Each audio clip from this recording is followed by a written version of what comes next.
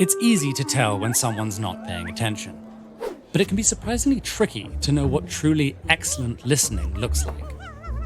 Behavioral scientists have found that good listening is one of the most important things we can do to improve our relationships, develop our worldview, and potentially even change people's minds. So what can we do to become better listeners? At its core, listening in a one-on-one conversation is about taking an interest in another person and making them feel understood. There's no universally agreed upon definition of high-quality listening, but some recurring features include attentiveness, conveying understanding, and showing a positive intention towards the speaker. This doesn't mean you can simply go through the motions. Researchers have found that merely smiling and nodding at set intervals doesn't quite work. However, there is something slightly performative about listening in that it's important to show you're doing it. So in addition to actively attending to a speaker's words, good listeners also use questions and body language that indicate their understanding and their desire to understand. This might feel awkward at first, and what's most effective might depend on your relationship with the speaker.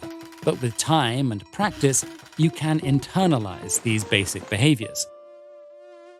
So let's say a good friend wants to tell you about an issue they're having with their partner. Before even starting your conversation, remove any distractions in the environment. Turn off the TV, take off your headphones, and put your phone away. Far away. One study showed that even the visible presence of a phone made conversations feel less intimate and fulfilling to those involved. Once the conversation begins, one of the most important things you can do is also the most obvious. Try not to interrupt. This doesn't mean you need to stay completely silent, but if you do interject, look for natural pauses to ask open-ended questions that benefit the speaker, not just your curiosity. Questions like, "What happened next?" or "How did that make you feel?" Confirm that you're following the story while also helping the speaker dive deeper into their own thoughts. Another great way to show your understanding is by summarizing what you just heard and asking if you've missed anything. Summaries like these show the speaker that you're truly trying to understand them, rather than just waiting for your turn to talk.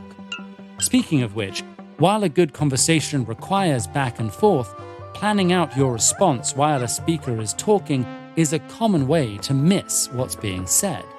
So try to stay present, and if you lose focus, don't be shy about asking the speaker to repeat what you missed. This might feel embarrassing, but asking for clarification actually shows that you're committed to understanding. Finally, don't be afraid of silence.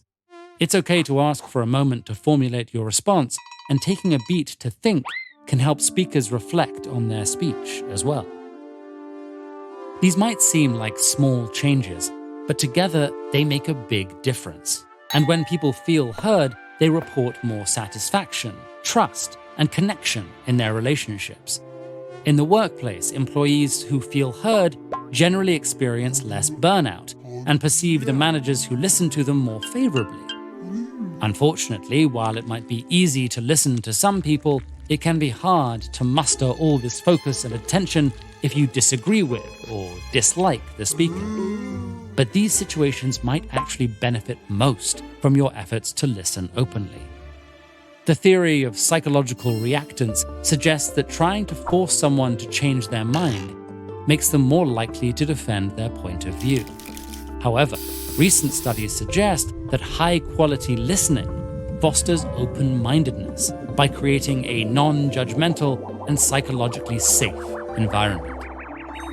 Of course, truly open-minded listening isn't about changing people's minds. Good listening is not the same as agreeing, and conversations don't have to end with a happy resolution. But even during a disagreement, sometimes being heard is enough to start a deeper conversation.